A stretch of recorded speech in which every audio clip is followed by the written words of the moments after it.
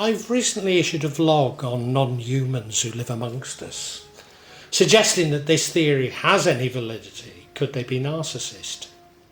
Then I issued a vlog on my own recent experience of covert narcissism. But what if all this is simply a reflection of our Jungian shadow? You may be aware that since meeting my dukun brother-in-law some 13 years ago, he has been trying to kill me using black magic. Over those 13 years, I've probably tried every strategy you could imagine to rid myself of the ill health and bad luck which comes with being a victim. But increasingly I am seeing this simply as a reflection of my own sense of victimhood. Indeed, whilst my dukun brother is undoubtedly a narcissist, I've learned so much by comparing my experience of narcissism and black magic. It's as though there's no need to overcomplicate others and define them beyond it being an experience. Who looks outside dreams, who looks inside awakes, Carl Jung. I guess my starting point to understanding this is the law of attraction. You may well know I'm somewhat scathing of the commercialisation of the law, but do know that it's real, that the universe reflects back to us our deepest thoughts and desires. So yes, we can manifest what we desire. But even more powerful is that our fears become our reality, as though worry is a prayer for things to go wrong.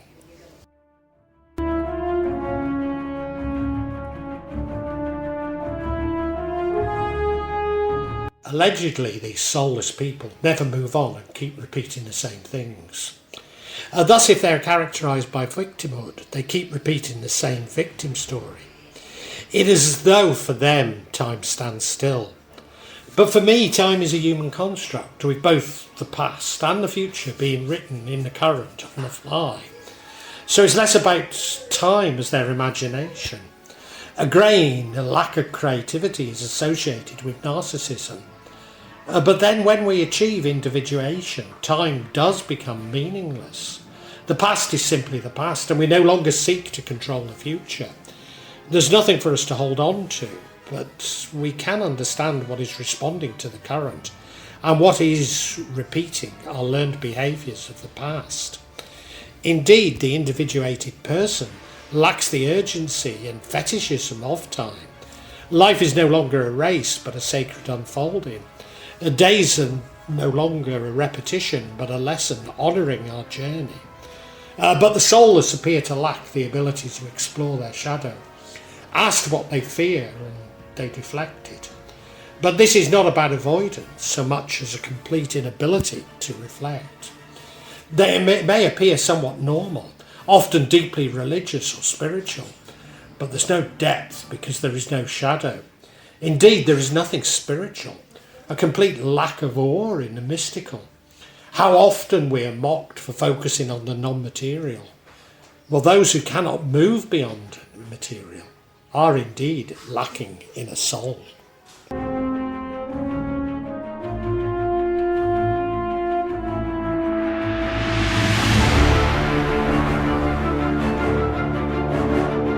Jung observed, what we hate in others is what we repress within ourselves. For this reason, we do not use the knowledge of a lack of soul to score points and inflate our ego, as this is becoming exactly like the very behaviour we are repressing. Individuation is the process by which the individual self-develops out of an undifferentiated unconscious. Seen as a developmental psychic process, during which innate elements of personality, the components of the immature psyche, and the experience of the person's life become. It is a process is more or less successful, integrated over time into a well-functioning whole. In general, it is the process by which the individual beings are formed and differentiated from other human beings. In particular, it is the development of the psychological individual as a being distinct from the general collective psychology. And that was Carl Jung.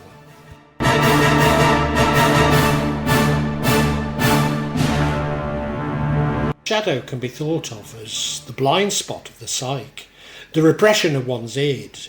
Whilst maladaptive prevents shadow integration, the union of the id and the ego. The shadow is not our enemy, but a part of us which we need to recognise and integrate with. This requires knowledge and strength, the very reason narcissists avoid it. Jung regarded the shadow as unconscious id and biographically suppressed under the superego's ideal, the way the seeker ego wants to be. The shadow is projected onto one's social environment as cognitive distortions. The eventual encounter with the shadow plays a central part in the process of individuation. Jung considered the course of individuation exhibits a certain formal regularity. Its signposts and milestones are various archetypical symbols marking its stages, and of these the first stage leads to the experience of the shadow. If the breakdown of one's persona constitutes the typical Jungian movement, both in therapy and development, it is this that opens the road to the shadow within, coming about when beneath the surface a person is suffering from deadly boredom that makes everything seemingly meaningless and empty, as if the initial encounter with the self casts a dark shadow ahead of time. Jung considered a perennial danger in life that the most conscious gains in clarity, the more monarchic become its content. The king constantly needs a renewal that begins with a descent into his own darkness. His shadow, with the dissolution of the persona, sets in motion. When we achieve individuation, we no longer need to impress others, nor care what they think. And maybe this is the crucial difference to the narcissist or the soulless. Indeed, we no longer seek control and simply observe life as a series of lessons. Thus, we no longer radiate fear, but truth.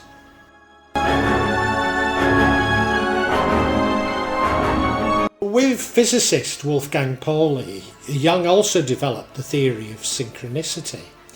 This describes events that coincide in time and appear meaningfully related, yet lack a discoverable causal connection. Those people we meet within our lives are not random but sent, so we learn a lesson. What we see as soulless, maybe even evil, if indeed anything is evil, are actually elements of our own repressed shadow, a repressed shadow which we are fearful of. Projecting this shadow, we call for stricter legal and judicial controls on others. That is, we have an authoritarian response to our own fear, when this is really simply an expression of what we fear the most. Indeed, with individuation, we no longer feel the need to control.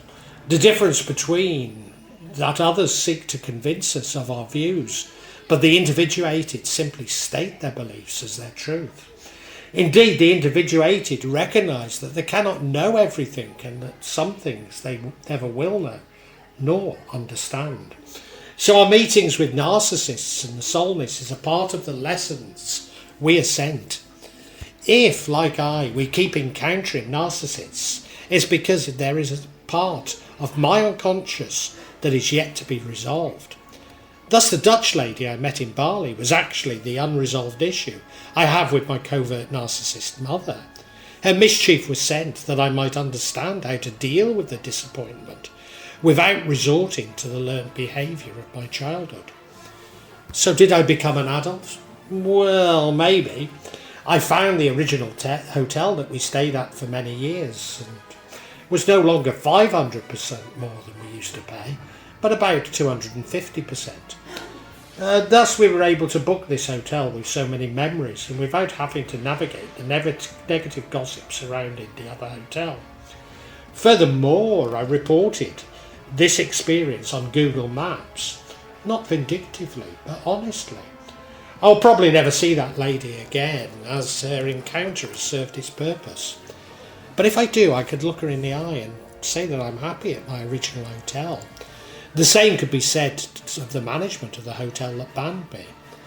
Such encounters are not a reward for having put in shadow work, more a nudge to address that which we have buried, turning pain into alchemy.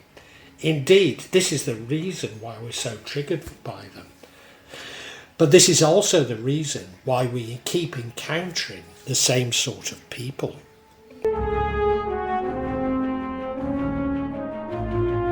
These are ancient templates of a behaviour we need to address, often from the collective unconsciousness. In short, these are archetypal projections. Because the archetypes, the collective unconscious, we have experienced every behaviour and personality trait within ourselves. You might find it easier to comprehend this as reincarnation, but you do not need to believe in this to understand the significance. What I am saying is that even the most seemingly evil of behaviours, which so many see embodied in Hitler, we've actually experienced. It's as though we're everybody living who has ever lived, but this is exactly what we repress. The psyche does not seek to comfort in it, it seeks completion, repeating the patterns until you have healed the wound. Hence I keep encountering narcissists because I seek healing from others by constantly attempting to heal them. But healing comes from within, not others. Thus we must ask, not why is this person like another, such as the Dutch lady and my mother, but why am I projecting and is being reflected back to me?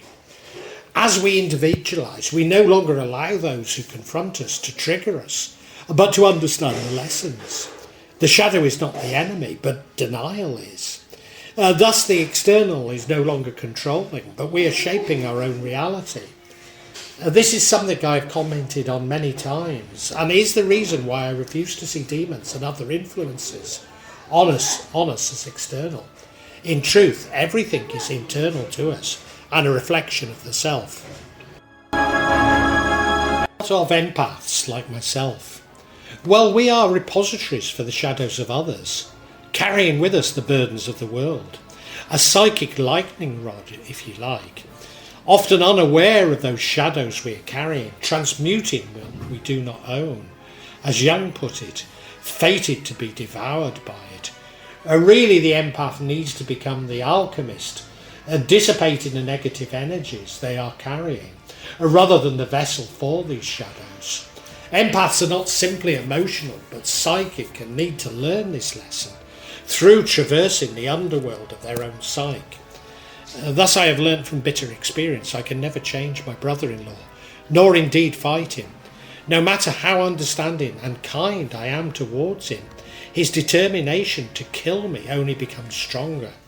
All I may do is recognise the pain and how it relates to my shadow, placing boundaries on his attempts to control my subconscious.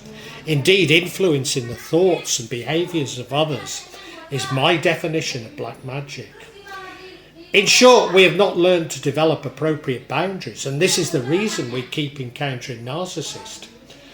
It has nothing to do with good and evil, but we should learn the lesson from which we can heal. Despite having argued that no contact is the only strategy for dealing with narcissists, Jung suggests that new narcissists will keep emerging until we learn the lesson of boundaries. All too often, empathy is an ancestral karma related to it, indicating that we have ancestral empaths influencing us. But again, all too often, these ancestors never resolved how to deal with their feelings and set boundaries. The empath is not the salvation, but a threshold, which may only be crossed by learning boundaries. To witness the pain of others, but not to allow this pain to destroy them. We can never know the true reason for this pain, nor how to dissipate it, only to acknowledge its existence and set boundaries. It is not our mission to heal the world, but to heal ourselves, transcending and transmuting pain, not to control the universe, but to seek to influence it as little as possible.